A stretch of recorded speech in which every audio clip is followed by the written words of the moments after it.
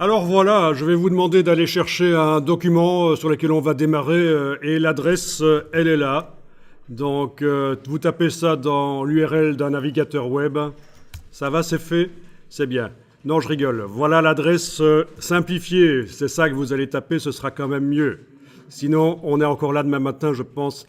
bit.ly/2 Q en minuscule, B en minuscule, V en majuscule, E en majuscule, C, Z en minuscule. Et vous devriez arriver à télécharger un zip.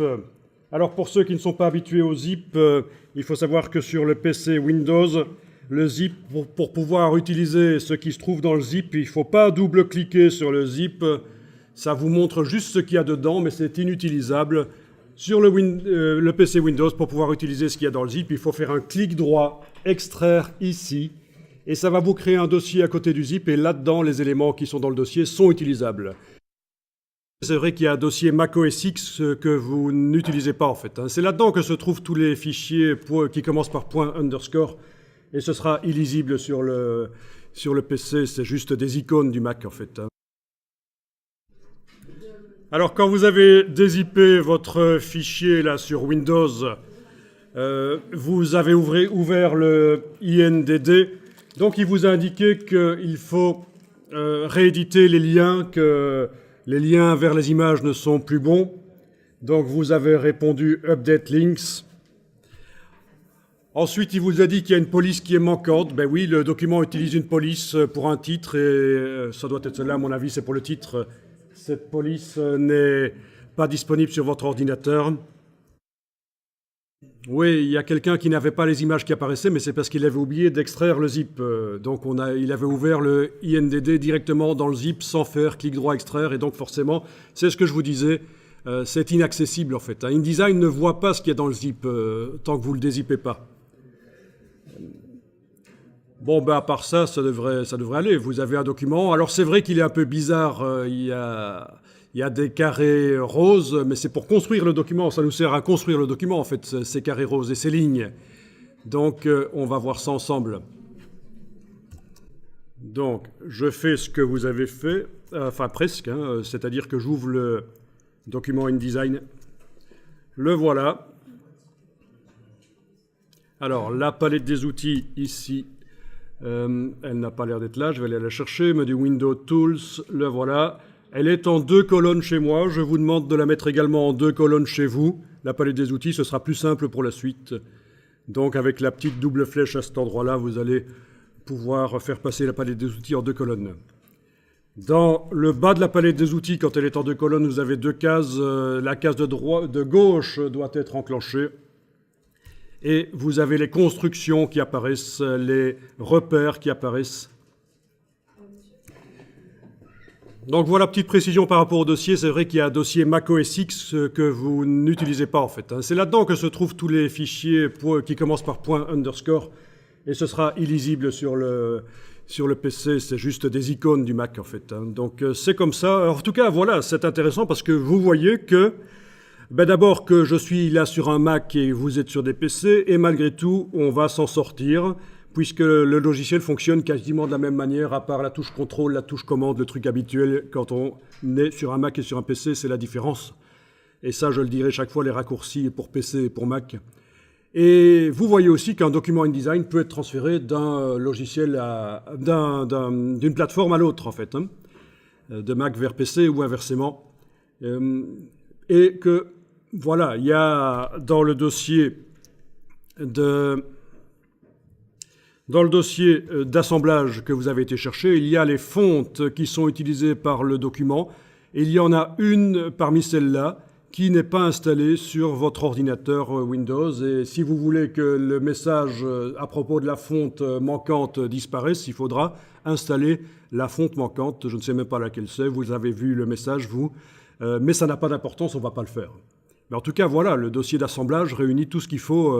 Le document, sa version pour des InDesign plus anciens, une version PDF, juste pour voir rapidement, même si on n'a pas InDesign, à quoi ça correspond, qu'est-ce qu'il y a dans le document. Les instructions, elles se créent automatiquement quand on fait le dossier d'assemblage, le package que je vous ai fourni. Mais il n'y a rien dedans, je n'ai pas mis d'instructions. Les liens, ce sont les images utilisées par le document. Il ne faut pas renommer le dossier lien, il ne faut pas sortir les images de là, ne faites pas ça, sinon il faudra redéfinir les liens dans InDesign. Les fonds du document, en fait, ça fournit tout, quoi. Anciennement, quand on voulait envoyer un document à l'impression chez l'imprimeur, on lui fournissait un dossier d'assemblage. Ça ne se fait plus maintenant parce que c'est trop compliqué, à moins qu'on ait une très bonne raison de le faire. Ce qu'on donne à l'imprimeur, c'est un PDF. Et pas ce PDF-là, parce que le PDF-là, c'est un PDF RVB, parce que mon document contient des couleurs RVB, créées par mélange de lumière rouge, vert, bleu, notamment la couleur verte ici. Voilà. Les images sont RVB, donc pour une impression, il faut lui fournir à l'imprimeur un PDF CMJN. Ça se fait au moment où on exporte le PDF. Donc, je précise ça parce que, voilà, le PDF qui est là, RVB, convient tout à fait pour imprimer sur une imprimante interfacée, sur une grosse photocopieuse chez un copy-service éventuellement. C'est pas de problème, ça marche en RVB. Par contre, l'imprimeur, il a besoin de couleur CMJN parce que sa presse, en réalité, c'est 4 presses cyan, magenta, jaune, noir, mises l'une à la suite de l'autre. Le papier passe d'une presse à l'autre. Il faut vraiment qu'il y ait 4 canaux, en fait, hein. 4 canaux, cyan, magenta, jaune, noir. Ok, donc vous avez la palette page.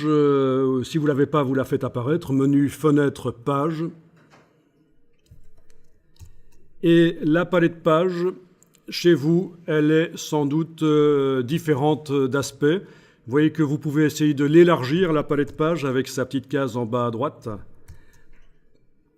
Plutôt qu'elle soit verticale comme ça. Oui, si vous voulez la détacher, c'est la prendre par son onglet. Si jamais elle est attachée comme ça sur le côté, je clique là-dessus, puis je glisse sur l'onglet page. Et voilà, elle est détachée. Et puis je vais l'agrandir par sa petite case en bas à droite. Et donc vous voyez que moi j'ai les pages qui se présentent d'une manière assez particulière, l'une à côté de l'autre. Et non pas l'une au-dessus de l'autre, ben, si vous voulez que ça fonctionne comme ça ne fonctionne pas comme ça chez vous actuellement, vous confirmez, hein, parce que ça n'est pas attaché au document. Je veux dire, le document n'a pas cette fonctionnalité qui est indiquée que les pages de la palette page doivent s'afficher comme ça. Eh bien, vous allez dans le menu de la palette page, en haut à gauche, en haut à droite, dans le menu, jusque options de panneau. Et là, vous allez décocher montrer verticalement. En ce qui concerne les master, les gabarits, donc ce qui se trouve au-dessus dans la palette page, les modèles de page en quelque sorte, il faut décocher montrer verticalement, afficher verticalement. Ensuite, pour que les pages elles-mêmes du document, ce qui se trouve là dans le bas de la palette page, soient également affichées horizontalement, il va falloir aller dans le menu de la palette page jusque afficher les pages horizontalement. Et là, vous aurez une palette page qui sera comme la mienne. Ça peut être sympa de voir un document comme ça, plutôt que d'avoir un long chemin de fer, on appelle ça un chemin de fer vertical, ce que InDesign propose d'origine.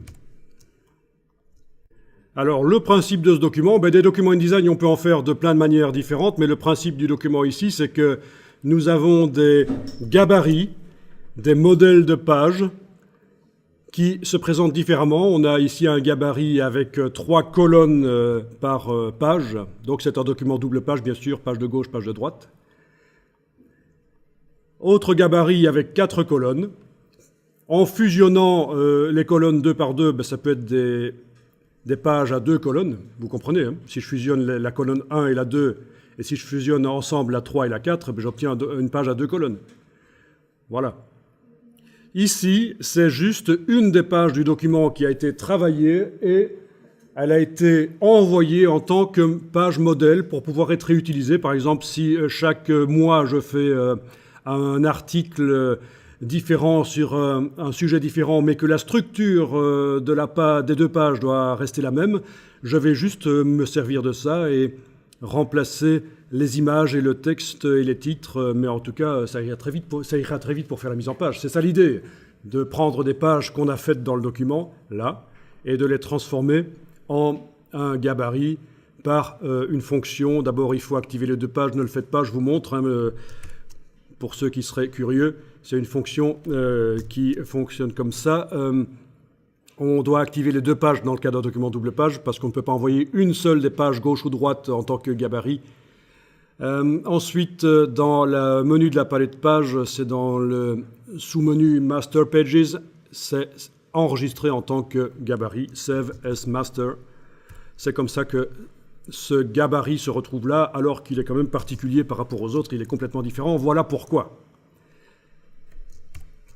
Bien. Alors on va faire un petit boulot où on va faire une mise en page rapide, parce que ceci vous permet, et là je vais enclencher l'aperçu dans le bas de la palette des outils, pour voir un peu ce que ça donnera à la sortie, que ce soit une sortie pour papier, mais également, et c'est pour ça qu'on a fait ça avec des images RVB et des couleurs RVB, ça peut aussi servir pour faire un magazine interactif à lire sur tablette ou sur smartphone. InDesign sait faire ça, surtout quand on lui ajoute des modules genre Twixel, Aquafadas, DPS de Adobe, enfin il y a plein de solutions, une dizaine de solutions pour arriver à faire des applications, des magazines interactifs pour tablette au départ de InDesign, mais il faut généralement ajouter quelque chose. Et donc voilà, vous voyez que c'est un look quand même relativement professionnel, bien qu'on n'a pas fait grand-chose encore là-dessus, hein, sur ces pages-là. On a juste mis des colonnes de texte, on n'a pas travaillé encore la typographie. On a juste mis des images, on ne les a même pas fait déborder jusqu'au bord des pages, ce qui, ceci dit en passant, est vraiment une astuce pour donner un look professionnel à vos documents, c'est de mettre les éléments, que ce soit des couleurs, comme on a ici, des blocs couleurs, les faire aller jusqu'au bord des pages, les images aussi, mais on n'a pas encore fait ça donc dans ce document, les images, les faire aller jusqu'au bord des pages, c'est vraiment... Ça donne vraiment un look professionnel à vos documents. Pourquoi ? Parce qu'il n'y a que chez l'imprimeur que vous arriverez à imprimer jusqu'au bord des pages. Les photocopieuses interfacées dans les copies services, en général, n'impriment pas jusqu'au bord des pages. Et donc on a toujours un bord blanc, et donc c'est toujours un côté un peu amateur. Voilà. Si l'imprimeur arrive à imprimer jusqu'au bord des pages, en réalité c'est pas ça, c'est parce qu'il imprime sur des grandes feuilles, puis il coupe. Il y a un système qu'on appelle le fond perdu. Ok, donc une des choses qu'on fera, c'est aller mettre sur les pages ici qui n'ont pas encore été travaillées, aller mettre du texte, du faux texte d'ailleurs, parce que si vous zoomez sur les pages qui existent déjà, vous voyez que c'est du faux texte qui a été inséré juste pour concevoir la mise en page, et puis après on peut mettre du vrai texte qui vient du web ou que vous avez tapé vous-même, un truc du domaine public. Hein. Vous ne pouvez pas utiliser n'importe quel texte qui vient du web, évidemment. Si ça vient de Wikipédia, ça va, mais si ça vient d'un auteur, vous ne pouvez pas. Et ça, c'est l'évidence. Donc c'est ce qu'on fera, on mettra du texte et on va mettre des images, et on va faire une mise en page en faisant déborder les images, cette fois-ci Et on va aussi faire de l'habillage de texte, c'est-à-dire faire en sorte que le texte tourne autour d'une image qu'on a préparée dans Photoshop. On va aussi faire en sorte que les images JPEG qu'on utilise, à un certain moment, on va demander à InDesign de nous les transformer en PSD. À InDesign et Photoshop de nous les transformer automatiquement en PSD. Vous allez voir qu'on a vraiment intérêt à utiliser des images PSD, le format Photoshop dans InDesign, au lieu du format JPEG qui est actuellement utilisé.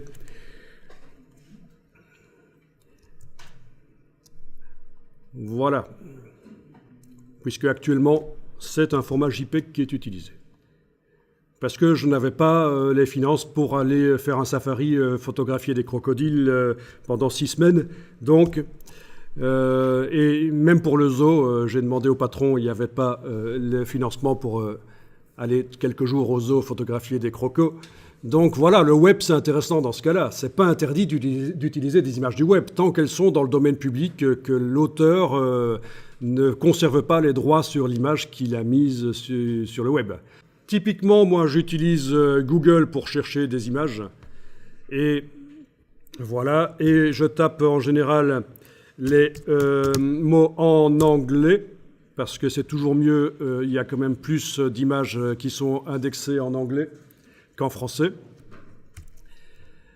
N'allez pas sur Google, parce que vous allez voir que ça ne va pas marcher. Donc, je vous montre ma procédure à moi. Je tape en anglais. Je vais sur le mot image. Ici... à cet endroit-ci, dans les outils, Je demande déjà plus d'outils, je demande d'afficher les tailles. Donc ça me montre la quoi. Il y en a qui savent comment ça s'appelle, ceci.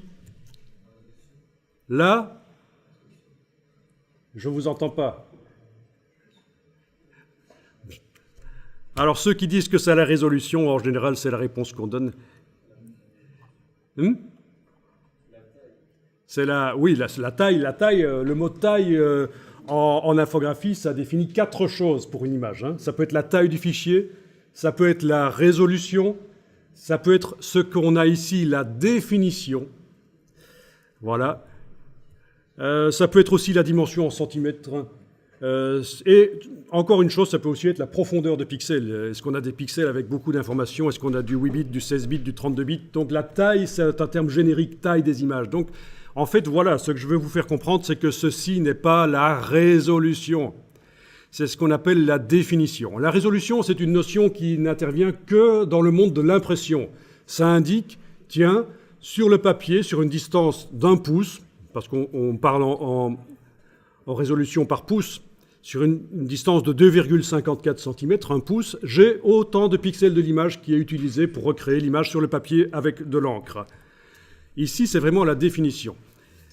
Alors, la suite, ce que je fais d'habitude après avoir affiché les tailles, je demande quand même de voir si par hasard je ne pourrais pas avoir des bonnes images avec plus de pixels. Si je veux faire des grandes images sur mes mises en page, j'ai intérêt à demander supérieur à 4 millions de pixels. Quand je multiplie 2272 fois 1704, j'obtiens plus de 4 millions de pixels.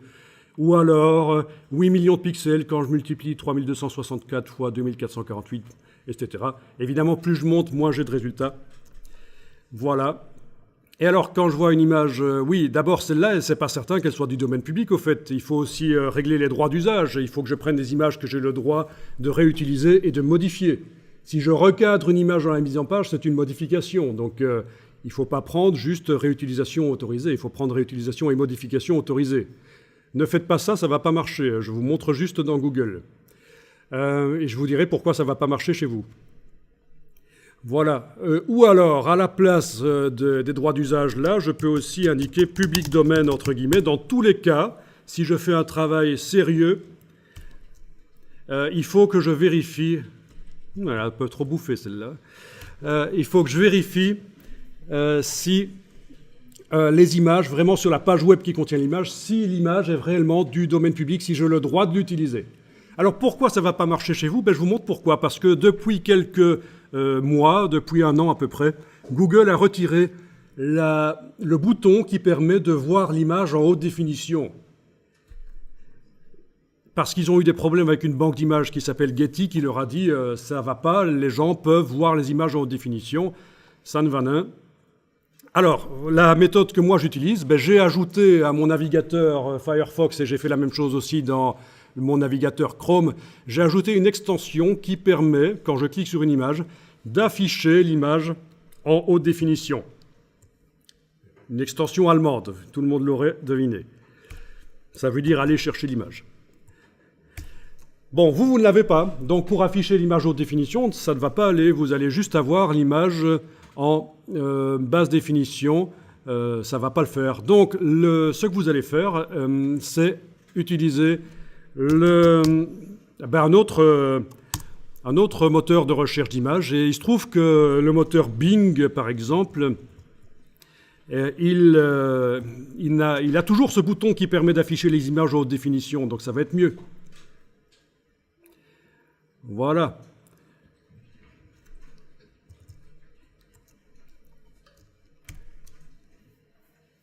Et en fait, dans Bing, ça va être le même principe que dans Google, en fait.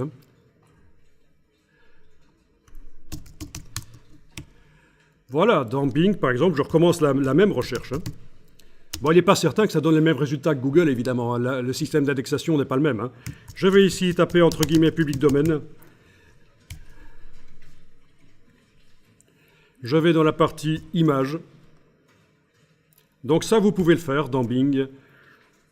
Et quand je clique sur une image, j'ai la possibilité ici de demander afficher l'image. Et normalement, ça m'affiche l'image en haute définition, sauf que j'ai oublié un truc. Je vais fermer ça, j'ai oublié de demander des images supérieures à 4 mégapixels, par exemple. Bon, voilà, taille d'image, je vais demander au moins 1500 sur 1500. Voilà, c'est 3 mégapixels, mais ça va le faire. Voilà. Ah, elle a l'air féroce, cette hyène, c'est incroyable. On retrouve toujours notre taille mannequin qui est là. Voilà. Voilà, donc je clique sur l'image, afficher l'image. Bon, ça marche pas, il y a un petit problème là, avec ce site-là, mais c'est pas grave, je vais essayer d'autres. Alors, si ça vient de Wikipédia, c'est forcément du domaine public, hein. Vous n'avez pas à vous poser la question, celle-là vient de Wikipédia, j'avais vu sur la page de Bing, ça vient de Wikipédia, c'est forcément du domaine public. Alors, je vais vous demander d'aller chercher n'importe quel sujet que vous voulez, pas nécessairement des hyènes, parce que ce sont quand même des animaux assez dégueulasses, et je peux comprendre que ça ne vous plaise pas. Mais en tout cas, voilà, allez chercher 5 images haute définition, et vous faites un clic droit, enregistrer l'image sous, et vous allez l'enregistrer. Ben, écoutez, on va utiliser dans un premier temps notre dossier d'assemblage qui est là. Ne confondez pas avec votre dossier d'assemblage zippé. D'ailleurs, ce serait une bonne idée de supprimer le zip du disque dur de Windows. Et vous allez l'enregistrer spécifiquement dans le dossier Links, le dossier des liens. Alors, il n'est pas interdit de renommer le nom, parce que c'est fort long. Et voilà. En tout cas, pour un document, un PDF interactif ou un magazine interactif, les noms trop longs, c'est supérieur à 32 caractères, c'est vraiment source de problème. Donc,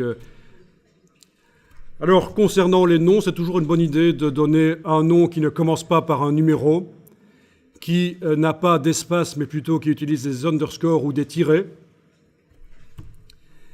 et qui ne fait pas plus de 32 caractères et qui n'a pas d'accent. Pas d'accent. Donc voilà, c'est la règle pour être certain que vos noms passent partout, sans problème.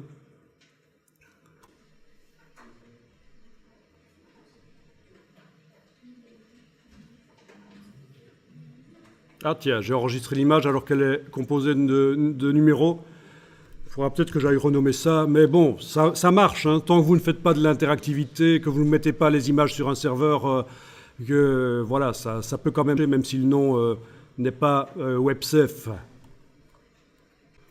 Bon voilà, finalement j'ai pris autre chose que des hyènes aussi, ça n'a pas d'importance. L'essentiel est d'avoir des images pour pouvoir les placer dans le document, et principalement quand même des images qui montrent un sujet, plutôt pas une image d'un paysage où on ne peut se raccrocher à rien, mais une image avec un sujet, parce que ça nous pose plus de problèmes quand on doit faire une mise en page avec des images de sujet, puisqu'il faut à la fois arriver à voir bien la tête du sujet, mais malgré tout, il faut quand même voir ce que c'est, donc il faut parfois recadrer. C'est parfois pas facile parce que, voilà, tandis qu'un paysage, c'est un peu trop facile.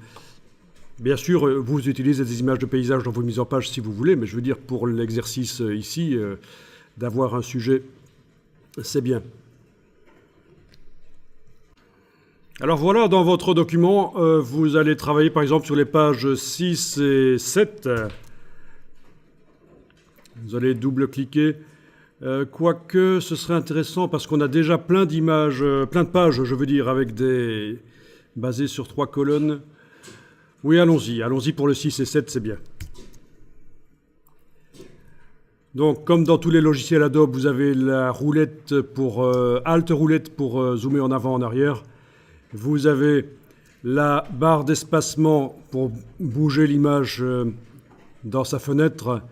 Si jamais ça foire, que vous n'arrivez pas à afficher la page comme il faut sur l'écran, vous avez le double-clic sur la main dans la palette des outils qui va recentrer, comme dans tous les logiciels Adobe, ça va remettre ce que vous voulez voir, ça va le mettre au centre de la fenêtre, le double-clic sur la main dans la palette des outils.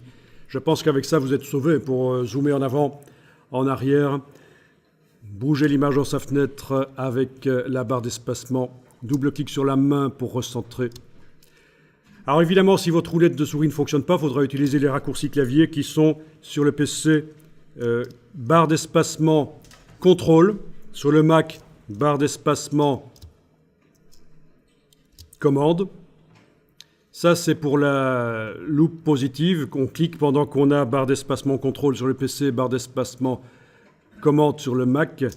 Et pour la loupe négative, ça va être barre d'espacement contrôle alt sur le PC, barre d'espacement commande alt sur le Mac. Donc voilà, pour le cas où votre souris a une roulette un peu malade,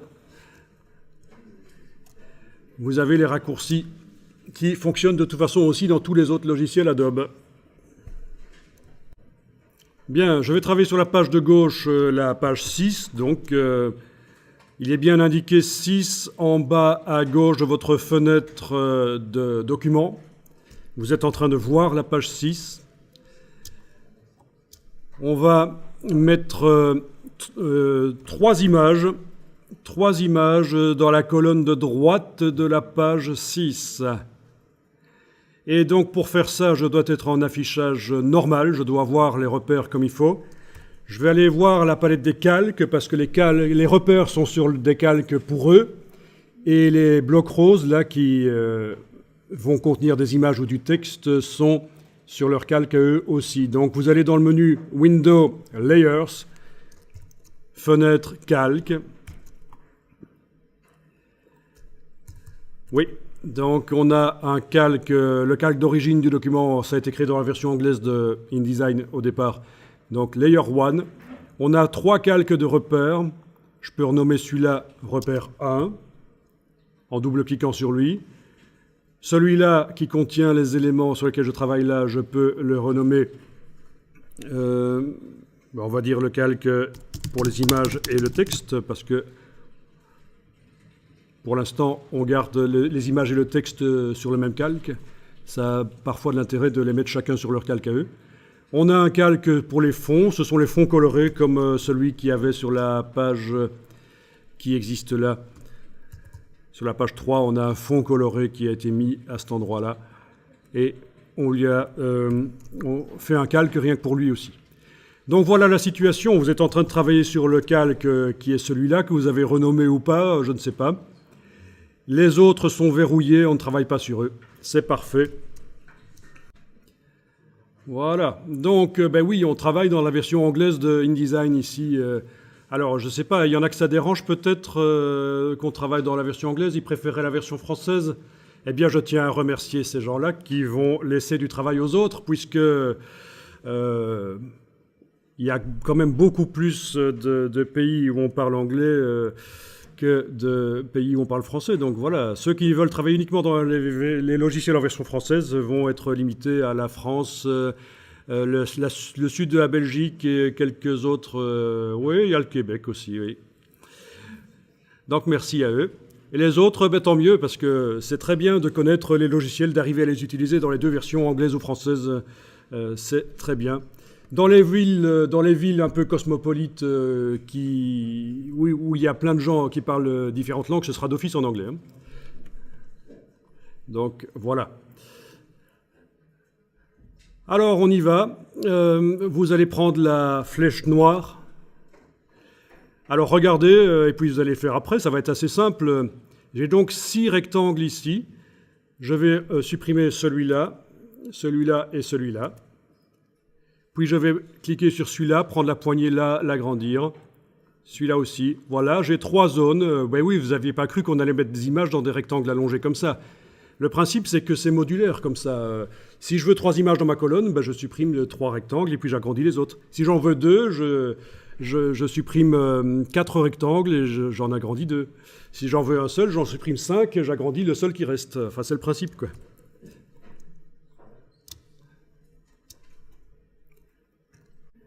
Alors, je vais aller charger les images. On fait menu File, Place, menu Fichier, Importer dans la version anglaise, File, Place. Et vous allez dans le dossier où vous avez mis les images. Normalement, c'est le dossier Links de votre dossier d'assemblage. Voilà, celles que je suis allé chercher aujourd'hui sont là.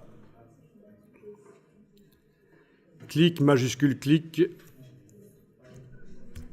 Vous pouvez même toutes les prendre si vous voulez. Et vous cliquez sur le bouton Open dans la boîte d'importation. Donc attention, parce qu'il y en a qui sont un peu distraits, on clique sur le bouton Open de la boîte d'importation, mais nous n'avons pas fait File Open. Ça, c'est uniquement quand on veut ouvrir un fichier InDesign. Là, on veut amener quelque chose, on l'importe, c'est File, Place, fichier importé, et il se trouve qu'il y a un bouton Open qui aurait dû s'appeler Place ou Importer, mais c'est un peu foireux. Alors, voyons un peu ça. Vous avez 6 images dans le curseur. Vous pouvez les passer en revue avec les flèches sur le clavier.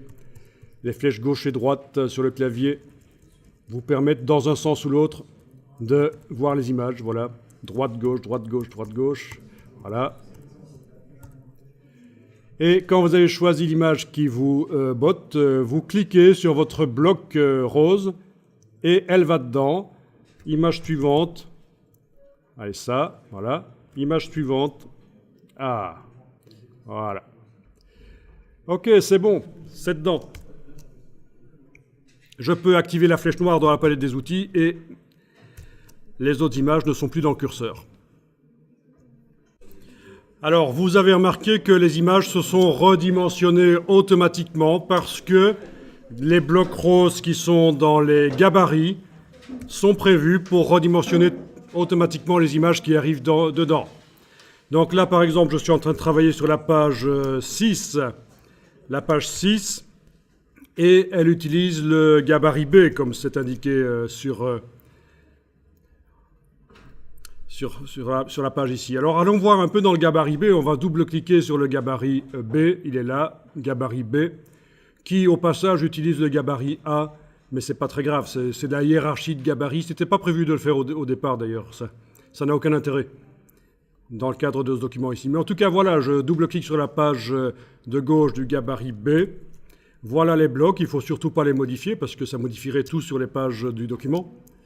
Mais en tout cas, ce que vous pourriez faire, c'est aller cliquer sur un des blocs ici et aller dans le menu Objet, Ajustement, Object Fitting, et allez voir qu'on a modifié ceci. Avant que les images arrivent dans les blocs, on a dit, tiens, quand une image arrive, elle doit remplir le bloc et garder ses proportions. Donc voilà l'explication. Pourquoi est-ce que quand on amène une image dans un bloc de la page 6, et là je retourne sur la page 6, je double-clique, pourquoi est-ce que elle se redimensionne toute seule? Ça ne fonctionnera pas toujours comme ça dans InDesign. Si vous faites vous-même vos blocs et que vous ne les avez pas pré-réglés pour qu'ils redimensionnent les images, ça ne va pas le faire. Alors bien sûr, on va redimensionner les images dans leur bloc parce que, bon, c'est intéressant de recadrer. Alors avec la flèche noire, vous allez double-cliquer sur le bloc. Voilà, on voit que l'image a rempli le bloc, elle déborde un peu par la gauche et la droite, ou par le haut et le bas, ça dépend de votre image. En tout cas, voilà, elle est là. Il faut parfois zoomer en arrière pour voir le cadre brun de l'image. En double-cliquant sur le bloc, je suis au niveau du contenu du bloc. Je suis en train de modifier le contenu du bloc. Tout le monde voit son cadre brun. Donc, quand on est en train de travailler sur le bloc, et là, je clique à côté, et je clique une fois, les lignes sont bleues. C'est le conteneur, le bloc. Quand je double-clique ou que je clique là-dessus, je suis dans le contenu, les lignes sont brunes. Bien, alors je vais agrandir l'image dans son bloc. Donc le bloc ne va pas changer de dimension, mais l'image va s'agrandir. Et avant de faire ça, regardez un peu à propos de la résolution justement dont on parlait tout à l'heure. On va aller voir dans la palette des liens, menu Fenêtre, menu Window, Links. Menu Fenêtre, Lien, Window, Links. Merci.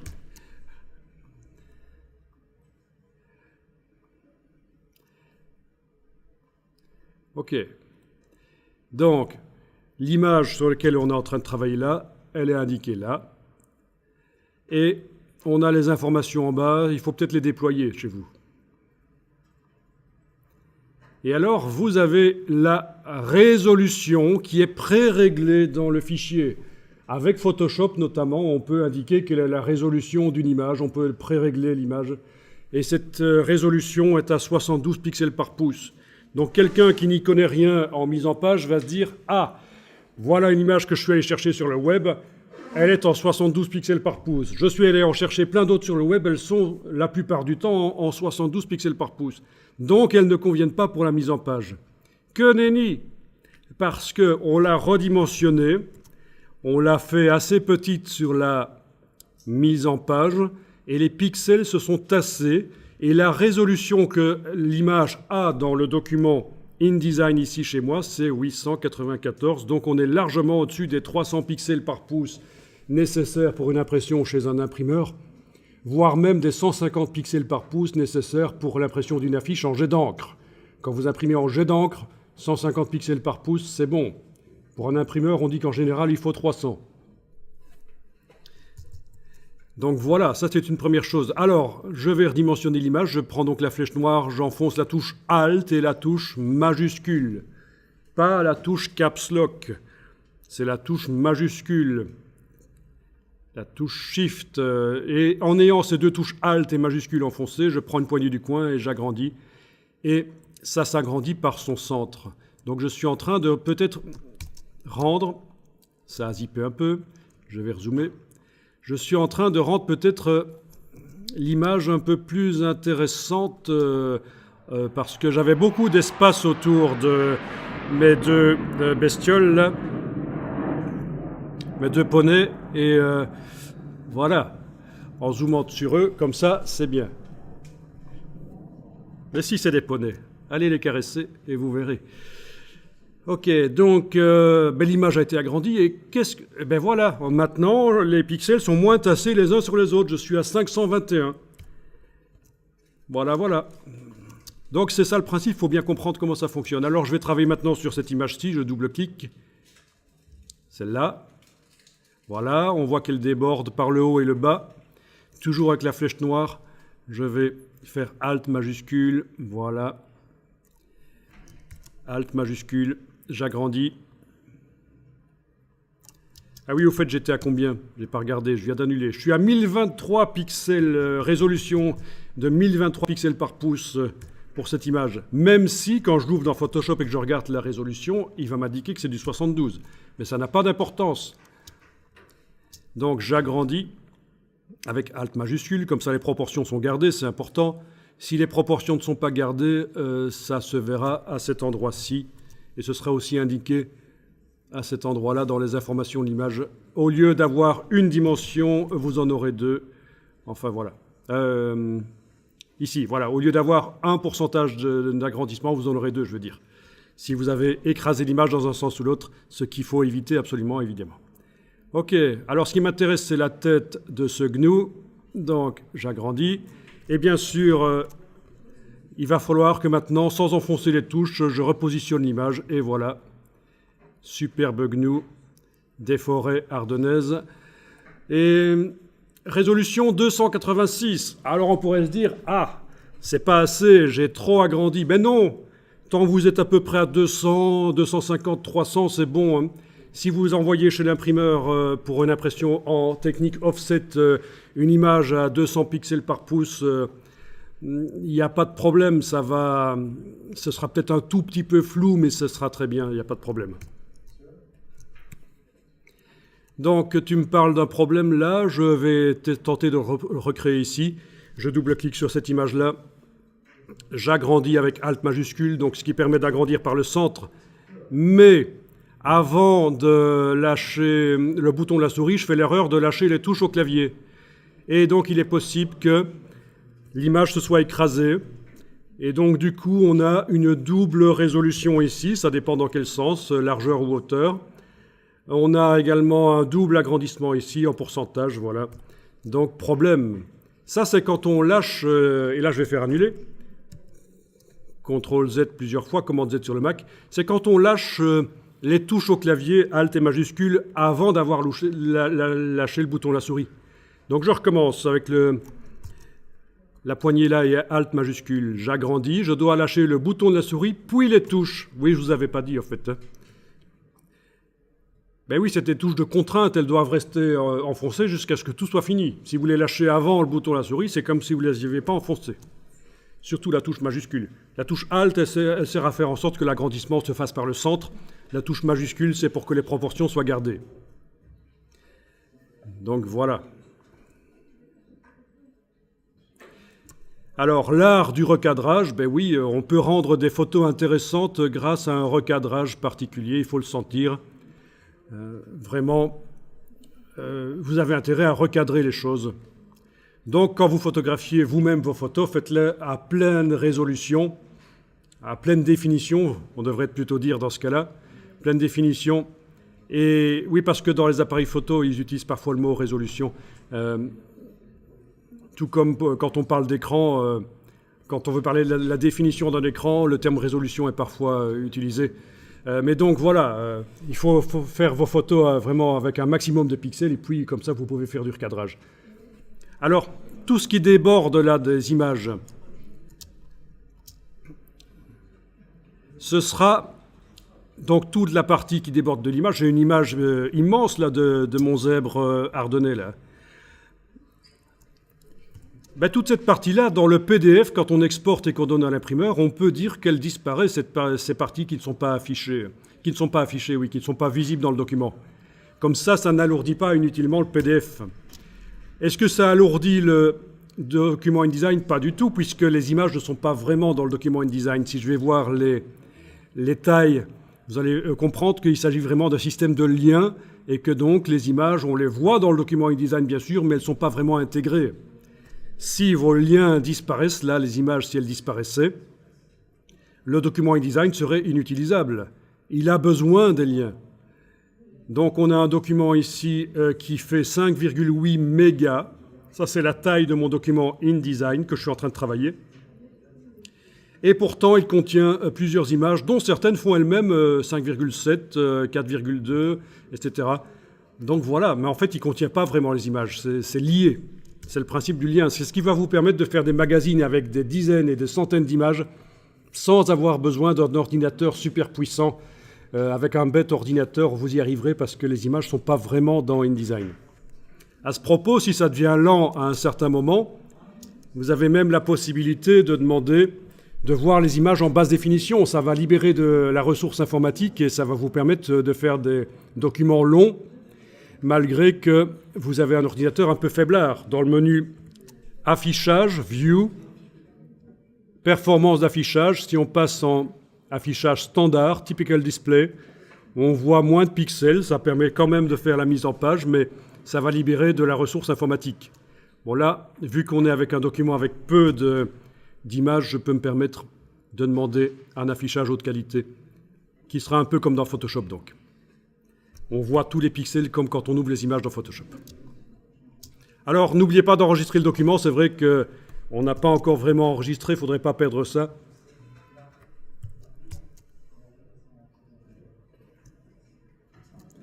Donc, on l'enregistre dans le dossier à côté des autres. Dans un premier temps, ce sera bien. Dans le dossier que vous avez téléchargé. À un certain moment, on refera un dossier d'assemblage quand notre document sera plus avancé et qu'on devra le transférer ailleurs, parce que ça sert à ça, les dossiers d'assemblage, qui contiennent les fontes, les images dans un dossier links, dans un dossier lien. Tout ça, ça sert quand on veut transférer un document InDesign d'un ordinateur à l'autre. Ok, alors je vais travailler sur la page 7 maintenant. La page 7, je vais mettre une image qui va utiliser l'espace de 2 colonnes. Et elle va même déborder en dehors des limites de la page. Donc, je peux carrément sur la page 7 aller sélectionner en les englobant partiellement, comme ça, cliquer, glisser avec la flèche noire, j'englobe partiellement tous les rectangles roses des 2 colonnes de droite, là. Touche suppression. Attendez un peu, non, j'annule parce que ça va vous poser problème, on va quand même en garder un. Donc, je supprime presque tous les rectangles. Voilà, sauf celui-là que je vais agrandir. Ça pourrait être un autre, hein. Peu importe lequel vous agrandissez. En tout cas, voilà, il occupe tout l'espace comme ça. Et je vais aller lui mettre une image. Alors, Sur certains ordinateurs, vous avez la possibilité de faire comme ceci pour amener les images.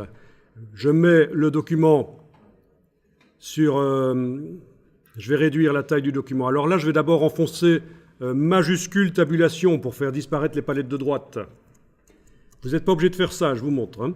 Puis je vais prendre le bas de la fenêtre et redimensionner pour que ça occupe la moitié de l'écran. Puis j'ai mon explorateur de fichiers avec le dossier qui contient mes images, le dossier Links, que j'affiche en icône. Que vous soyez sur PC ou Mac, ça fonctionne. Et là, vous allez pouvoir faire du glisser-déposer. Ça ne fonctionne pas toujours avec tous les ordinateurs, mais voilà. Je vais prendre par exemple celui-là, le glisser sur le bloc là, et ça fonctionne, vous voyez.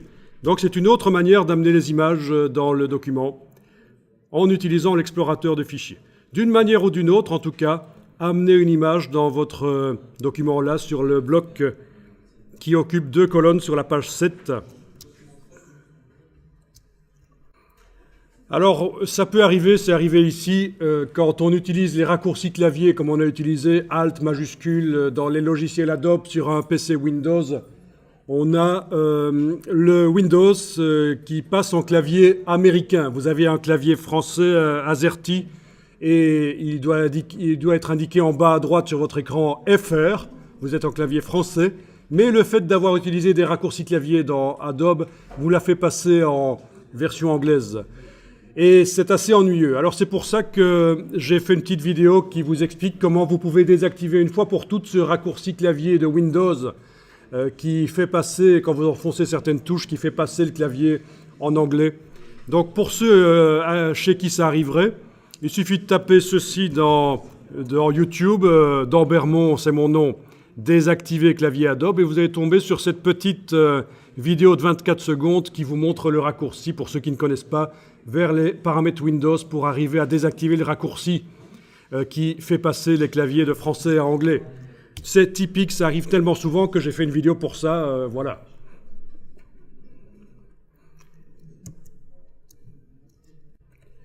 Alors voilà, c'est pas mal, on a mis une image qui occupe quand même une bonne partie de la page ici. Ici, on aura du texte.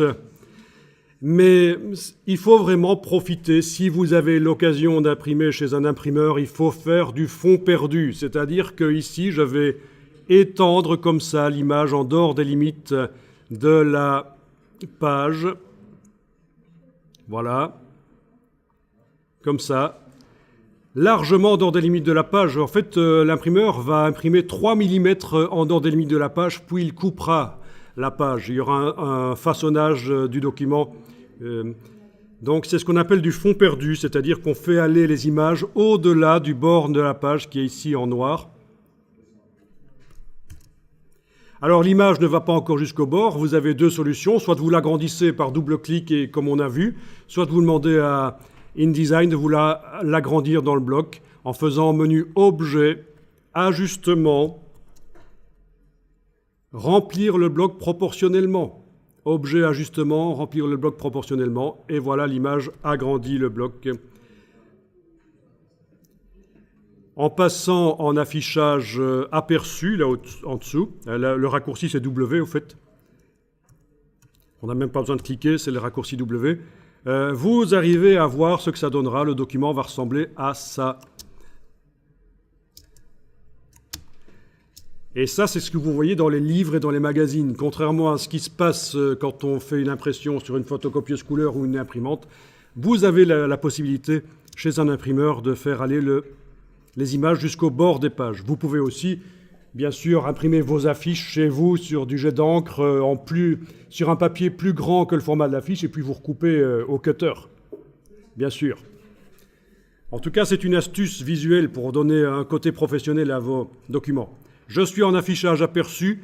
Il n'est pas interdit, en étant en affichage aperçu, d'aller double-cliquer sur l'image et avec la flèche noire, d'essayer d'agrandir.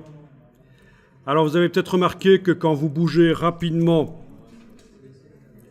la poignée, vous ne voyez le résultat que quand vous lâchez le bouton de la souris. Si vous cliquez sur la poignée, vous attendez un tout petit peu et vous bougez, vous avez une vue en temps réel de ce que ça donne. Donc ça, c'est la petite astuce. Il faut laisser un peu de temps à InDesign de faire la prévisualisation. de l'image. Donc si vous cliquez et bougez directement la poignée, c'est seulement quand vous lâchez le bouton de la souris que vous voyez ce que ça donne. Si vous cliquez, vous gardez un tout petit peu, une seconde, et puis vous bougez, vous l'avez en temps réel.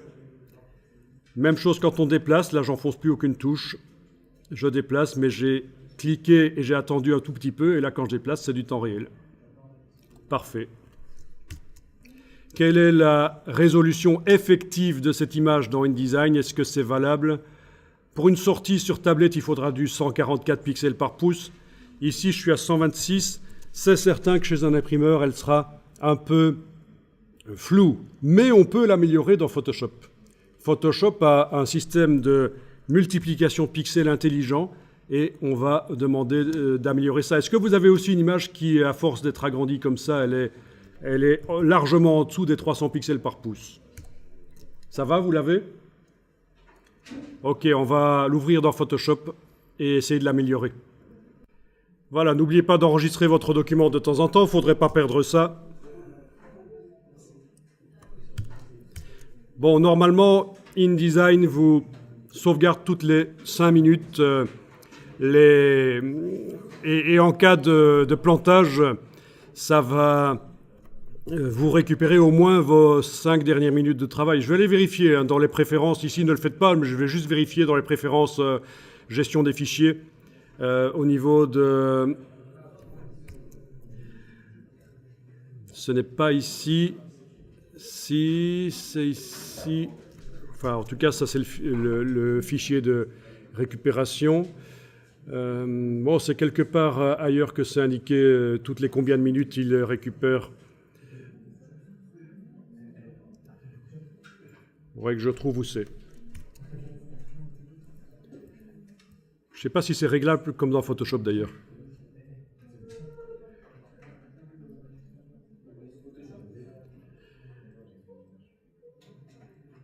Bon. En tout cas, voilà, InDesign, de toute façon, depuis le départ, depuis la première version en 99, en cas de plantage, vous récupère le fichier. Et ça, c'est une bonne chose. Ok, alors vous avez une image dont la résolution est trop faible pour être utilisée à cette dimension-là sur la page. En tout cas, c'est mon cas. Eh bien, on peut tenter avec Photoshop, et ça ne fera pas de miracle, mais on peut tenter d'améliorer l'image en multipliant les pixels éventuellement, si vous devez absolument utiliser cette image à cette dimension-là sur la page. Alors voilà, vous allez dans la palette des liens, vous avez votre image qui est là sélectionnée sur votre page, donc vous voyez très bien où elle est, l'image c'est celle-là, d'accord? Si on clique à côté dans le document, le lien n'est plus mis en surbrillance, il n'est plus sélectionné, mais si on clique sur le bloc là, on voit très bien que c'est celle-là. Alors vous allez demander dans le menu de la palette des liens, vous allez demander non pas d'éditer l'original, parce qu'il s'agit d'un fichier JPEG et Photoshop n'est sans doute pas réglé sur l'ordinateur pour que les fichiers JPEG s'ouvrent dans lui. C'est plutôt réglé pour que ça s'ouvre dans le logiciel d'aperçu de l'ordinateur. Donc il va falloir que je précise avec quel logiciel je veux ouvrir cette image JPEG. Donc éditer, modifier avec, donc menu de la palette liens, modifier avec. Et là, tous les logiciels qui sont capables d'ouvrir des images JPEG sont listés, tous ceux qui sont sur l'ordinateur. Voilà. Donc, je vais l'ouvrir avec Photoshop ici, voilà. Vous l'ouvrez avec Photoshop. Photoshop devrait s'ouvrir tout seul et ouvrir l'image. Donc vous n'avez pas la liste quand vous faites clic droit, modifier avec. Et tout en bas, est-ce que vous avez le mot autre? Ah ben alors allez dans autre et précisez, ça devrait vous amener dans le dossier des programmes de l'ordinateur et vous précisez que vous voulez l'ouvrir avec Photoshop dans ce cas-là. Il va falloir naviguer jusqu'au dossier des programmes de l'ordinateur.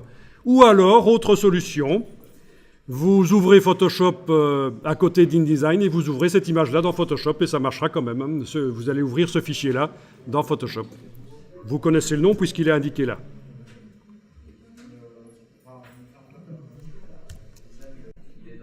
Voilà, donc si vous n'êtes pas arrivé à ouvrir ça dans Photoshop, bien sûr, Vous ouvrez Photoshop, vous faites Fichier, Ouvrir. Ah tiens, il est en version française ici. Vous faites File, Open, et vous allez chercher là où il se trouve votre fichier. Alors, comme on me le faisait remarquer, bien sûr, il est possible de dire que les images JPEG s'ouvrent d'office dans Photoshop. C'est ce qu'on appelle le réglage du logiciel créateur. C'est-à-dire, c'est un réglage dans Windows, il va falloir indiquer que les JPEG, et sur le Mac aussi, que les JPEG doivent s'ouvrir dans tel ou tel logiciel. Mais je ne vais pas expliquer ça ici, mais en tout cas, voilà. D'une manière ou d'une autre, vous êtes arrivé à ouvrir votre image JPEG dans Photoshop. Alors voilà, on est dans Photoshop, vous allez... là, j'enfonce sur le Mac. Hein. Sur le Mac, j'enfonce la touche F. Sur le PC, vous n'avez pas besoin de faire la touche F. C'est juste pour afficher l'image plein écran. Mais vous étiez déjà sur le PC en plein écran parce que le PC fonctionne comme ça. Vous avez... est-ce que vous avez la possibilité, avec la barre d'espacement, de bouger l'image comme ça? À mon avis, non. Il va falloir que vous enfonciez en effet la touche F, même sur Windows, pour arriver à faire ça. Barre d'espacement, bouger l'image dans la fenêtre, c'est quand même pratique dans Photoshop. Et je pense que sur Windows, vous devez quand même, malgré tout, enfoncer la touche F pour y arriver. Oui, vous confirmez. Là, je vais double-cliquer sur la loupe dans la palette des outils de Photoshop, ce qui me met l'image à l'échelle 100%. Alors, échelle 100%, ça veut dire quoi? Rien à voir avec la dimension de l'image si on l'imprime. Ça veut dire que chaque pixel de l'image s'affiche sur un point d'écran. Quand on double-clique sur l'icône de la loupe dans la palette des outils de Photoshop, ça fait l'échelle 100%. Chacun des points de l'image s'affiche sur un point d'écran. Donc évidemment, l'image est constituée de pixels, comme vous le savez. Donc c'est la meilleure manière de vraiment juger de la qualité de l'image quand on l'affiche sur un écran dans Photoshop, l'afficher à l'échelle 100%. Si vous êtes avec l'image qui est à 50%, 66% d'affichage, vous n'avez pas un affichage fiable. Alors, nous allons multiplier les pixels dans cette image en utilisant Photoshop. Menu Image, taille de l'image. Bien sûr, InDesign sait aussi multiplier les pixels à l'exportation du PDF. On peut faire passer l'image qui était en 124 pixels par pouce, résolution 124, la faire passer à 300 au moment de l'exportation du PDF. Mais Photoshop le fera mieux. Donc, menu Image, taille de l'image. Alors, la boîte taille de l'image, chez moi, est arrivée très grande parce qu'en fait, elle se redimensionne. Voilà sa taille normale, mais je peux la mettre comme ça en haut à gauche, la prendre par sa petite partie en bas à droite et l'agrandir. C'est pas interdit. Alors, voilà. Vous avez rééchantillonnage qui est enclenché. Vous avez ici la manière de multiplier les pixels. Alors, dans les dernières versions de Photoshop, on a conservé les détails 2.0. Sinon, il faudra choisir conserver les détails.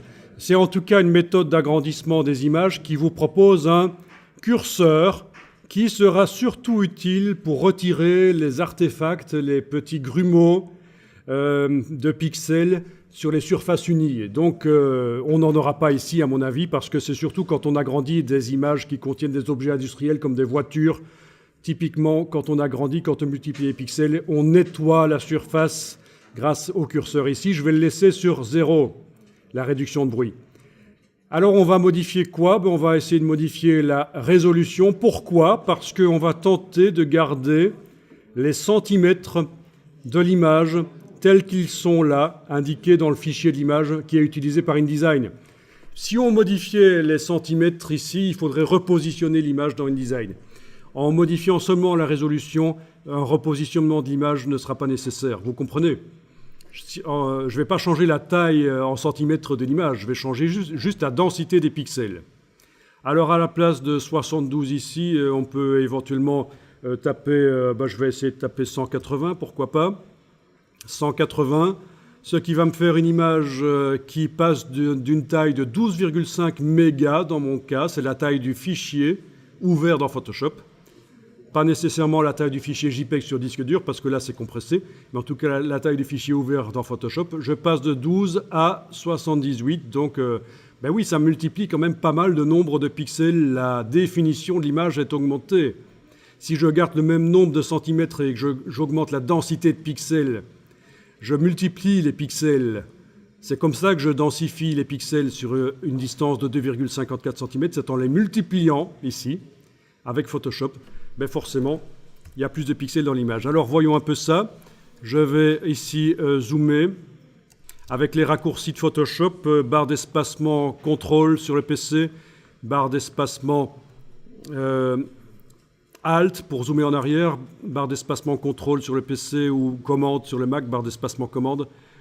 Alors il y aurait peut-être besoin malgré tout d'augmenter un peu le curseur, réduction du bruit, on va voir ce que ça va donner. Est-ce que ça va nous faire quelque chose de valable? L'image avait déjà beaucoup de grains en fait, parce que à mon avis c'était déjà un recadrage. Oui. Oui, on peut augmenter la réduction du bruit, ça va enlever un peu de grains. Mais dans ce cas-ci, ça n'est pas extraordinaire. Mais en tout cas, voilà, on a multiplié les pixels. Alors, si vous voulez voir l'avant et après, il suffit de se positionner sur la preview ici, d'enfoncer le bouton de la souris, et vous voyez comment c'était avant. Et après multiplication des pixels, voilà à quoi ça ressemble. Donc je clique, je garde enfoncé, c'est avant, je lâche le bouton à la souris, c'est après. Donc il faut quand même régler le curseur pour avoir un truc pas trop moche. Donc voilà, Photoshop est quand même l'outil pour multiplier les pixels, l'outil le plus performant. Je clique sur OK. Je vais enregistrer l'image sur disque dur sous le même nom, au même format JPEG. Je fais donc fichier enregistré. Fichier enregistré. Voilà, la qualité 12 maximum, c'est bien. OK. Donc, vous faites fichier enregistré, vous retournez dans InDesign, il n'y a pas besoin de quitter Photoshop. Si vous avez un ordinateur assez puissant, ça devrait le faire. Et c'est déjà mis à jour, normalement. Enfin, ça dépend.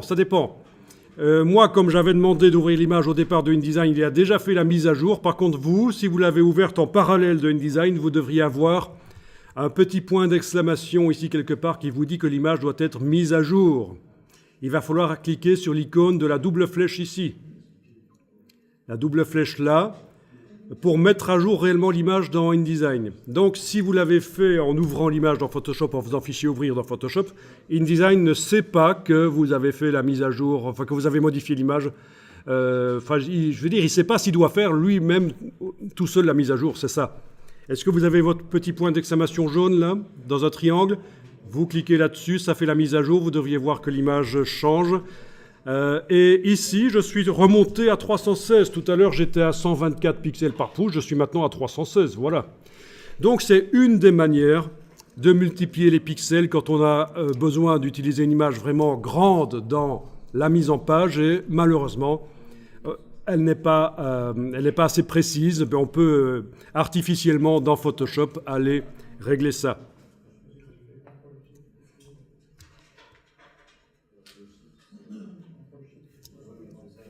Donc voilà, vu que vos ordinateurs sont un peu faibles, quittez Photoshop parce que sinon, ça va un peu ralentir votre travail dans InDesign. Alors voilà, je vais continuer le travail de mise en page sur ces deux pages.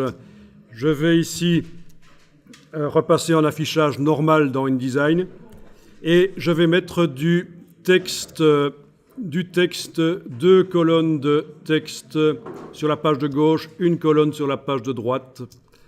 Donc, ça va être assez facile. Je vais ici supprimer, oui, on va faire comme ça, supprimer ces rectangles-là, ceux-là aussi, agrandir ceux qui restent, ça va être mes colonnes de texte. Voilà. Et ici, supprimer cela.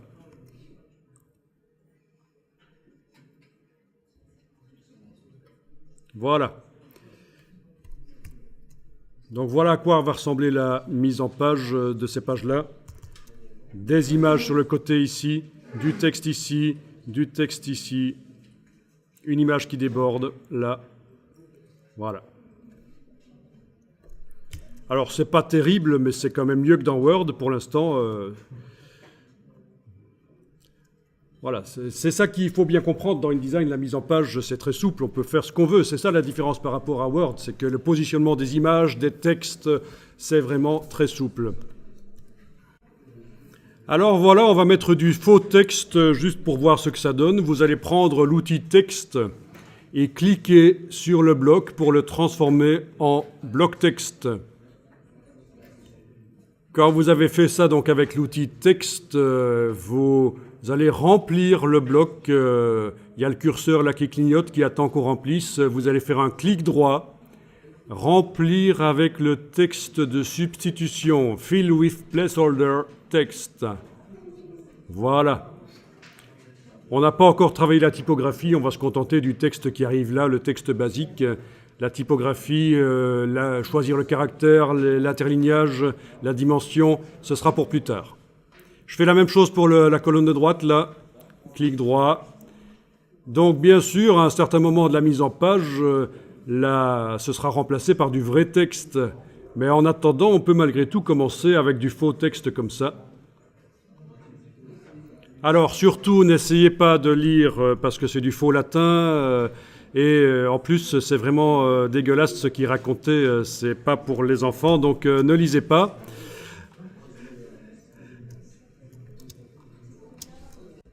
Alors la couleur rose sur le fond des blocs, elle servait uniquement pour voir le bloc, mais maintenant qu'il est rempli de texte, on voit que c'est un bloc à cet endroit-là. Donc la couleur rose, je vais la supprimer. Je vais sélectionner par exemple les deux blocs comme ça, les deux blocs qui sont là, j'englobe ne fût-ce que partiellement les deux blocs.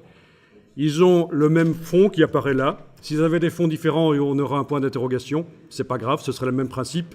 On va supprimer le fond.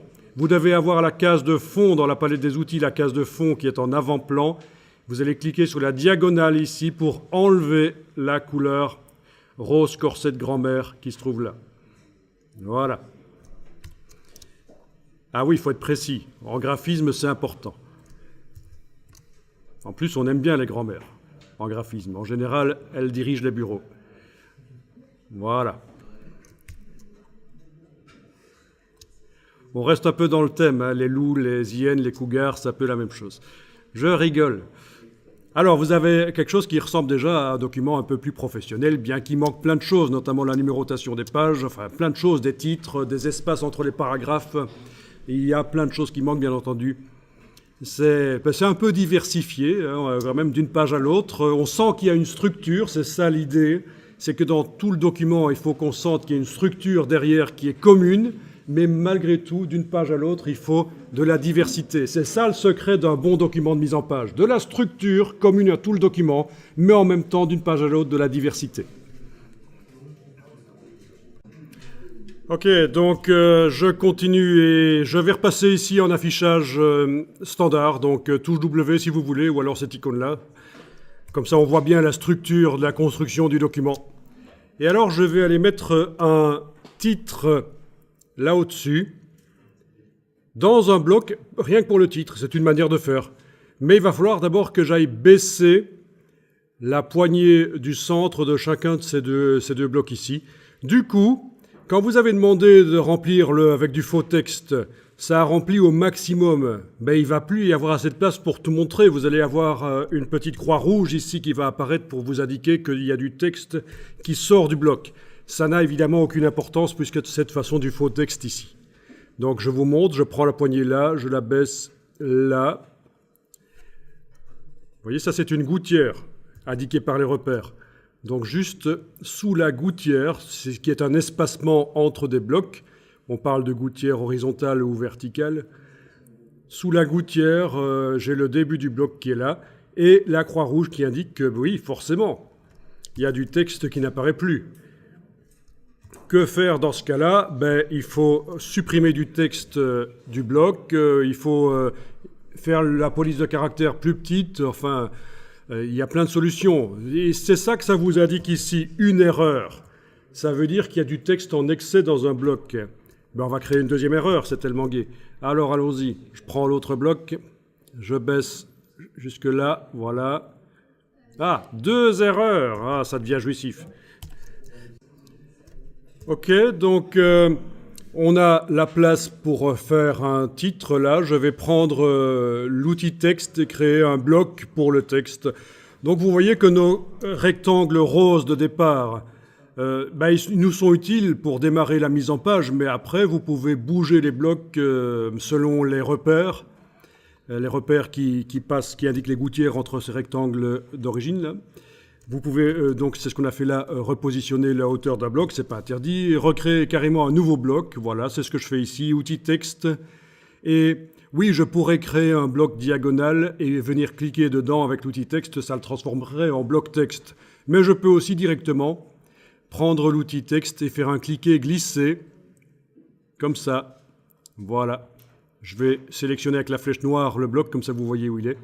Alors attention, je le supprime pour vous montrer que je pense que si vous cliquez sur la marge avec l'outil texte sans bouger, ça risque de vous faire des blocs. Oui, non, ça ne le fait pas ici, ça marche.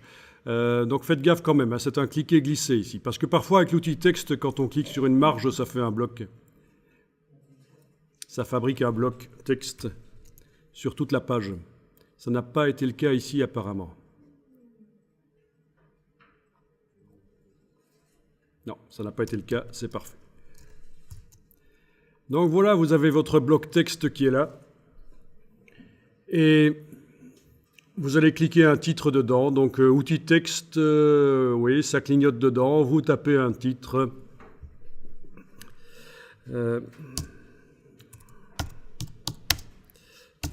N'importe quoi, c'est bon, hein.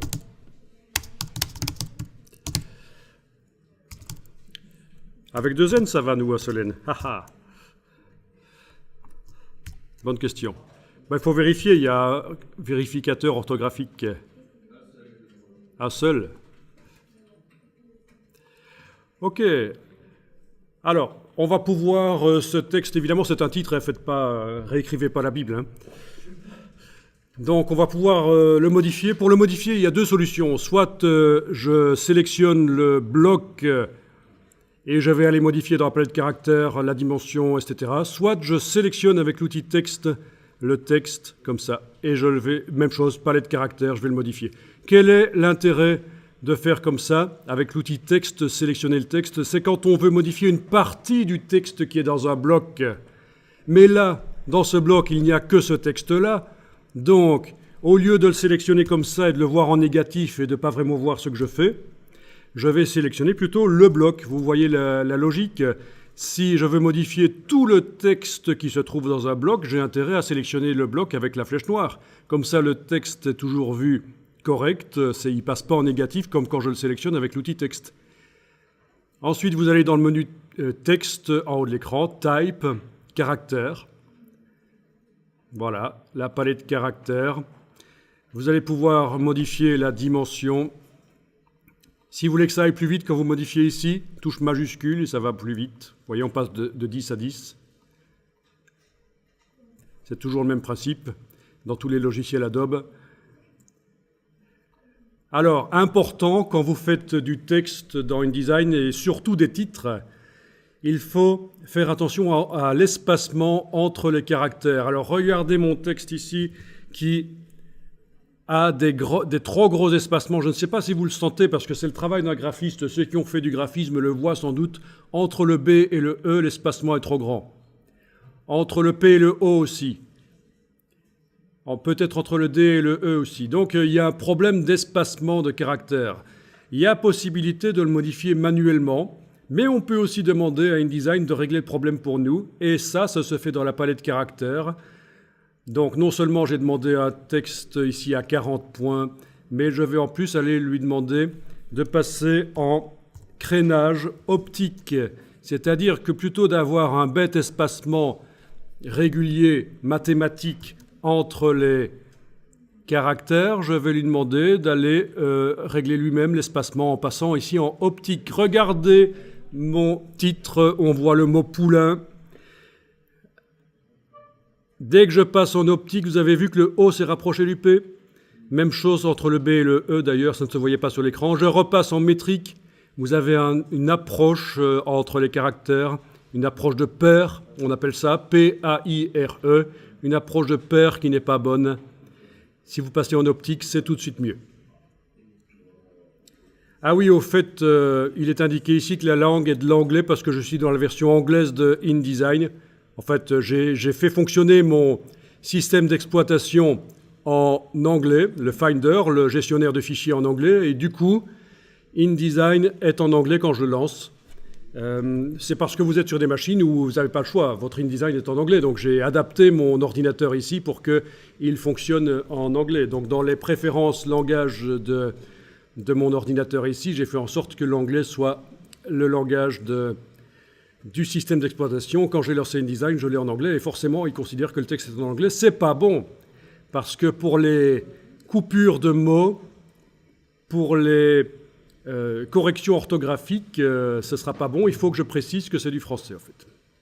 Donc je vais préciser du français. Vous allez voir que c'est quand même assez précis, puisque vous avez du français français et vous avez du français canadien. Bon, ici, je vais faire du français français. Voilà, parce qu'on n'est pas au Québec, même si, bien sûr, les Français et les Québécois vivent un peu de la même manière. Ils vont conduire leurs gosses à l'école, etc., comme tout le monde. Hein. Petit clin d'œil pour ceux qui connaissent le Québec. Regardez ce que ça veut dire gosse en québécois. Ok, je réduis la taille du caractère parce que tout n'apparaissait pas. Je vais utiliser l'outil texte et aller modifier... Ouais, non...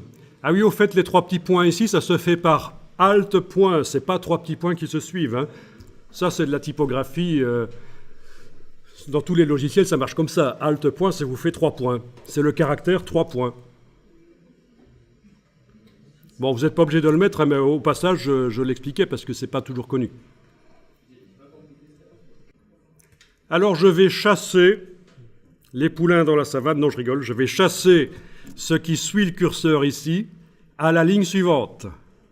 Donc je vais mettre le curseur ici et je vais forcer à aller à la ligne suivante. Ça c'est comme dans Word, c'est majuscule retour chariot. Donc je vais vous montrer mon petit clavier virtuel ici. Pour chasser le texte à la ligne suivante, ça fonctionne comme ça dans la plupart des logiciels de mise en page, c'est la touche majuscule et retour chariot. Pourquoi est-ce que j'appelle pas ça la touche entrée? Parce que dans InDesign, la touche entrée, c'est ça, et ceci a des fonctions supplémentaires.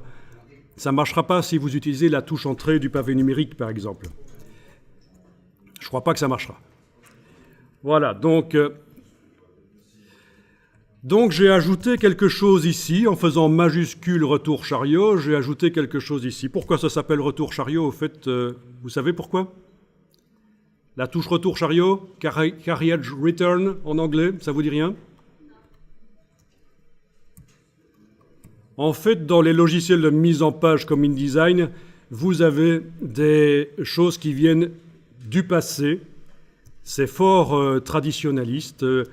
Et voilà, sur une machine à écrire, mécanique, comme on l'utilisait il y a encore une trentaine d'années, vous avez cette petite patte qui permet de faire revenir la tête d'écriture au début de la feuille et en même temps qui fait sauter une ligne. Donc ça, c'est le retour chariot.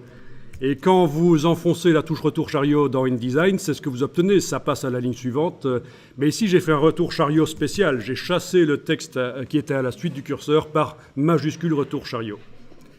D'accord ? Même cette petite chose-là, est-ce que quelqu'un sait ce que c'est? C'est un fantôme du passé.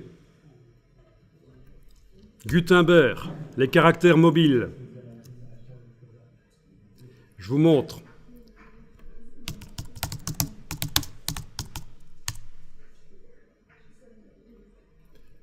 Ça, c'est un outil que les typographes utilisent pour composer des caractères. On va chercher des caractères mobiles en plomb, enfin en alliage plutôt, parce que Gutenberg, c'est aussi sa révolution, c'est l'alliage. On va chercher des caractères mobiles et on les aligne sur ce composteur. Et puis tout ça est réuni dans des blocs. On parle encore de blocs dans les logiciels actuels. Voilà, un beau bloc typographique. Évidemment, c'est à l'envers, puisque ça va imprimer. Voilà, donc cette chose que vous voyez dans InDesign, c'est ça en fait, c'est une référence à ce composteur. Cette chose que vous voyez là. Donc c'est marrant quoi, c'est quelque chose que vous connaissez depuis longtemps, vous voyez ça dans tous les logiciels quasiment de mise en page et vous n'avez jamais compris pourquoi, ce que c'était cette espèce de X bizarre. Voilà. Alors quand on veut faire des mises en page classieuses, ce qu'on fait, c'est qu'on ne met pas trop de couleurs. Maintenant, quand on s'adresse à des enfants, si c'est un catalogue pour un parc d'attractions, pour une visite comment est-ce qu'on appelle ça, un parc zoologique ou quoi, on peut faire des choses un peu plus sympas et un peu plus de mauvais goût. Donc, essayons ça. Hein. Allons-y. On va sélectionner notre bloc avec la flèche noire et on va lui mettre un fond. Alors, n'oublions pas d'enregistrer quand même de temps en temps le document. File, Save As. En changeant le nom, c'est bien, comme ça je garde la progression, et si je me plante complètement, j'aurai au moins la version d'avant. Ah oui, parce qu'on peut se planter au niveau du choix esthétique et faire des trucs horribles, et puis on regrette, et puis pour revenir facilement à la version d'avant, avoir enregistré le document régulièrement sous un nom différent, c'est bien. Alors voilà, vous avez sélectionné votre bloc de titre avec la flèche noire. Vous n'allez pas lui mettre une couleur en double-cliquant ici. On a vraiment intérêt dans InDesign à utiliser le nuancier, la palette Swatches, la palette nuancier. Donc ne faites pas à la manière de Photoshop, choisir comme ça les couleurs. N'utilisez pas non plus la palette couleurs, menu fenêtre, couleur, couleur. Menu fenêtre, couleur, couleur. Ce serait la même erreur. Ça marcherait dans un premier temps, mais vous avez vraiment intérêt à utiliser menu fenêtre couleur, swatches, le nuancier. Pourquoi? Parce que le nuancier, les couleurs qui sont là-dedans, si vous les appliquez à plusieurs objets dans la mise en page, il y a un lien entre la couleur et les objets. En modifiant la couleur dans le nuancier, ça modifiera la couleur de tous les objets. Et ça, c'est intéressant quand on veut faire un changement d'ambiance rapide dans tout un document de dizaines de pages. Ça ne marchera. Ce lien entre la couleur et les objets qui utilisent la couleur, ça ne marchera que si elle est dans le nuancier. Alors voilà, menu Window Color Swatches. Vous allez éventuellement pouvoir bien sûr choisir une autre couleur que ça. Alors, c'est un document qui au départ était prévu pour l'impression, mais malgré tout, j'ai décidé d'utiliser des images RVB dedans et j'ai même créé à certains endroits des couleurs RVB. C'est pas un problème. Si vous connaissez des gens qui travaillent dans l'imprimerie depuis les années 90, les années 80, s'ils n'ont pas remis à jour leurs connaissances, ils vont vous dire « Vous ne devez jamais utiliser des images RVB ou des couleurs RVB dans un document de mise en page qui va être imprimé. » Ça fait 15 ans que Adobe dit que vous pouvez et que c'est même mieux. Donc nous allons créer une couleur RVB ici. Voilà, vous allez dans le menu de la palette Swatches, vous choisissez une nouvelle couleur ici et vous la faites en RVB, ce sera mieux. Vous allez pouvoir faire des couleurs très vives si vous voulez, c'est pas obligatoire. Regardez ça par exemple, ce superbe rose corset de grand-mère. Si je veux l'imprimer en CMJN, il sera terne. Vous allez dire, mais à quoi ça sert de mettre une couleur rose vive comme ça, corset de grand-mère si ça va devenir un peu pourri comme ça à l'impression. Mais oui, mais c'est pas grave, puisque à notre époque, quand on fait un document InDesign, il sort aussi vers des techniques d'impression meilleures. Il y a l'impression 6 couleurs chez l'imprimeur. Il y a la sortie jet d'encre. Il y a l'affichage sur tablette, sur écran d'ordinateur, sur smartphone. Tout ça peut vous faire la couleur bien vive que l'impression 4 couleurs chez l'imprimeur ne peut pas vous faire. Donc voilà, vous avez un peu l'explication là, pourquoi est-ce qu'il vaut mieux travailler en RVB. Donc voilà, j'ai mis une couleur qui est là sur le fond de bloc. Je peux encore la modifier en double-cliquant sur elle dans le nuancier, c'est pas un problème. Ce qu'on peut faire aussi, et qui est super intéressant, si ça peut vous aider, c'est quand vous utilisez une couleur, quand vous mettez une couleur à un élément dans une mise en page InDesign, c'est d'utiliser une des couleurs qui sont sur la page.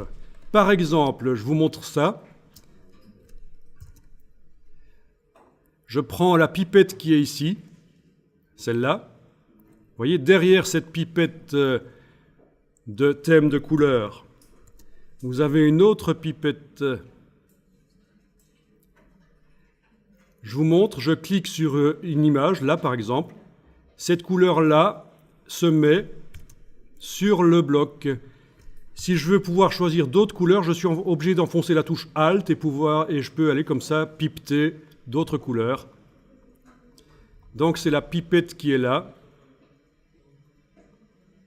qui permet, donc vraiment super astuce si vous voulez mettre des couleurs dans une mise en page et vous ne savez pas trop quoi, c'est certain que ça va forcément bien s'accorder avec la page si la couleur vient de la photo.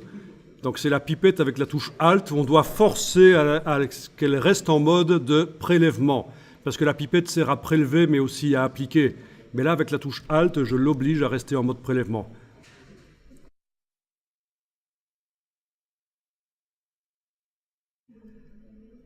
Bien, alors, est-ce que cette couleur fait partie de celle, je vais réessayer avec la pipette parce que, voilà, pour choisir vraiment une couleur un peu différente.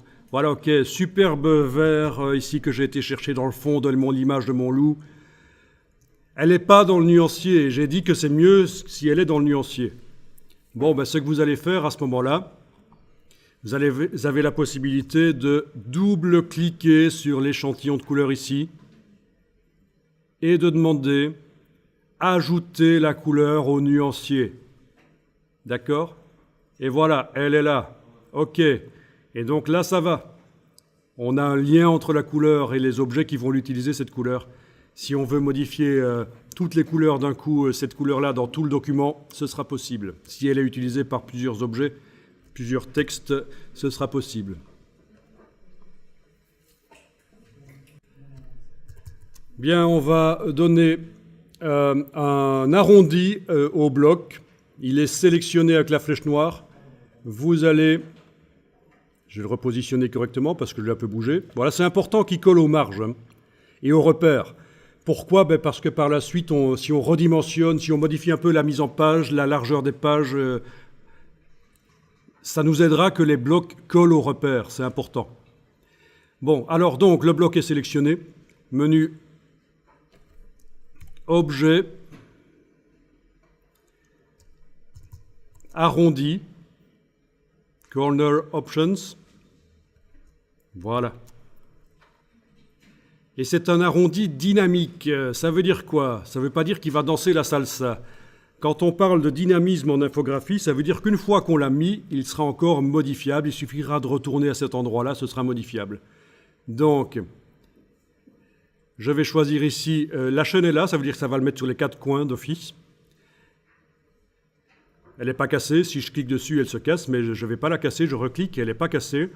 Je vais mettre des ronds comme ça, des arrondis comme ça, voilà, on les voit. La valeur d'arrondi peut être modifiée ou n'importe où, puisque c'est chaîné de toute façon. Quand je modifie n'importe où, ça modifie tous. Ça modifie les 4 coins. Voilà, ce sont des arrondis dynamiques. J'ai coché la case aperçue, bien sûr, pour le voir derrière en temps réel. OK. Et donc, on peut retourner autant de fois qu'on veut là-dedans. À les remodifier, ça marche. Donc, c'est assez moche, ça fait un peu années 60, mais, comme je vous le disais, pour des publications pour des enfants, des trucs sympas, pourquoi pas, on peut faire un peu dans le mauvais goût comme ça. Alors, je remarque que j'ai sur mon rectangle un contour noir que je vais enlever. Je sélectionne le rectangle, je mets la case de contour en avant-plan, diagonale ici. Voilà, on va quand même pas faire à la fois un fond et un contour noir. Ça, ce serait super moche, ça va ressembler à un syllabus de géographie d'école secondaire. Il faut quand même pas pousser. Oui, au fait, oui, les publications scolaires, vous connaissez ça, hein, les publications scolaires, géographie, études du milieu, tout ça, c'est la foire au mauvais goût dans ce genre-là. Hein. Des cartouches, on appelle ça des cartouches dans lesquelles on a le texte qui apparaît. Bon, je vous montre que techniquement, c'est possible de le faire, mais en même temps, je vous dis que, attention, ça dépend du public. Généralement, quand on s'adresse aux adultes et qu'on veut que ce soit un sujet sérieux, on va plutôt garder les choses sobres, des fonds blancs, de la typographie. On va pas commencer à mettre des titres. Et alors, souligner les titres, au fait, ça ne se fait plus. Hein. Ça fait quand même 20 ans qu'on ne fait plus du soulignement de titres. Mais ça, on en reparlera. OK. Vous avez réussi à faire ça? Alors, regardez la suite. Open your eyes, ouvre tes ouilles. Et vous allez regarder, vous allez faire après. Je vais faire une série d'opérations ici. Donc, dans la palette caractères, je vais modifier l'interlignage ici. Voilà. Vous avez vu, c'était entre parenthèses avant que je modifie. Et maintenant, ça n'est plus entre parenthèses. C'est entre parenthèses pour indiquer que c'est l'interlignage par défaut de InDesign, 120% de la hauteur des caractères. Mais je diminue ici. Première chose. Deuxièmement, ne faites pas, regardez, open your eyes. Je sélectionne le bloc, il a un fond coloré qui est là, on le sait. Mais je veux modifier la couleur des caractères. Oui, c'est vrai, je peux les sélectionner avec ça et les modifier, sauf qu'ils vont apparaître en négatif. Comment je vois ce que je fais? Ben, je ne sais pas. Donc je garde bien le bloc sélectionné avec la flèche noire. Et il doit aller jusqu'au bord. C'est pas parfait, voilà. Je garde bien, c'était à cause du contour, ça, que ça s'est mal ajusté. Donc, je garde bien le bloc sélectionné avec la flèche noire. Et je vais indiquer ici, tiens, je ne travaille pas sur le bloc. Les couleurs ici n'influencent pas le bloc, mais ça va influencer le texte à l'intérieur du bloc. Et à partir de là, je peux aller choisir la couleur du texte. Donc, voilà. Ou créer ma propre couleur. Mais dans ce cas-ci, je vais mettre la couleur du papier, du blanc, ce ne sera pas plus mal. Bien, ça c'était la deuxième chose.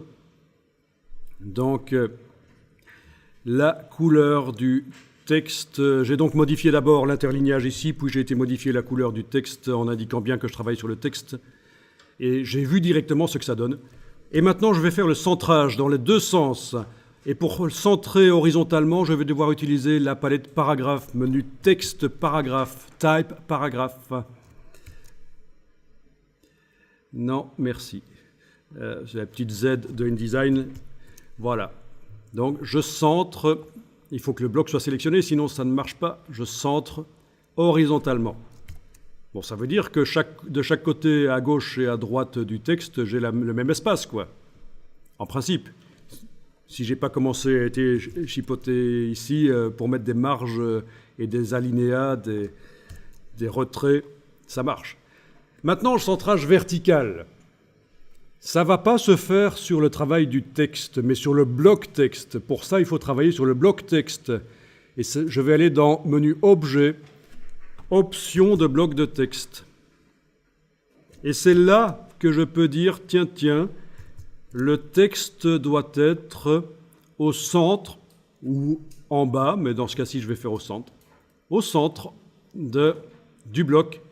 Donc, verticalement, il s'est mis au centre, à peu près. C'est vrai qu'il y a un peu plus d'espace au-dessus, quoique, c'est la hauteur des capitales qui compte. Ça peut se modifier. Dans les options de bloc de texte où je viens d'aller, ça se modifie aussi, ça. Donc, c'est menu Objet, Options de bloc de texte. Bien.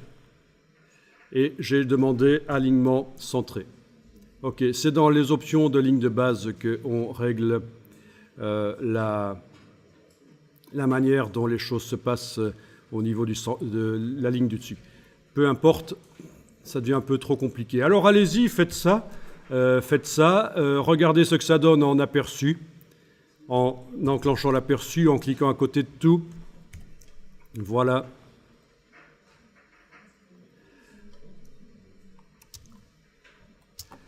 Il n'est pas interdit d'aller sélectionner une partie du texte et spécifiquement lui mettre une dimension différente du reste. Ça amène un peu de variété. Souvenez-vous qu'il ne faut pas hésiter à amener un peu de variété dans les choses, sinon c'est moche. Voilà, ce genre de choses par exemple. La ligne du dessus est à 28 points, la ligne du dessous est à 36. C'est le genre de choses qui, voilà, ça ressemble un peu plus à quelque chose de correct. Bon, ça m'ennuie quand même que j'ai l'impression qu'il est un peu trop bas. Je vais quand même sélectionner le bloc et dans les options de bloc de texte, CTRL B sur le PC, commande B sur le Mac. Je ne vais pas aller jouer là-dessus que je vous ai montré tout à l'heure, je vais plutôt aller jouer sur... non, ça ne marchera pas sur un bloc arrondi. Je laisse tomber, ce sera trop compliqué pour maintenant.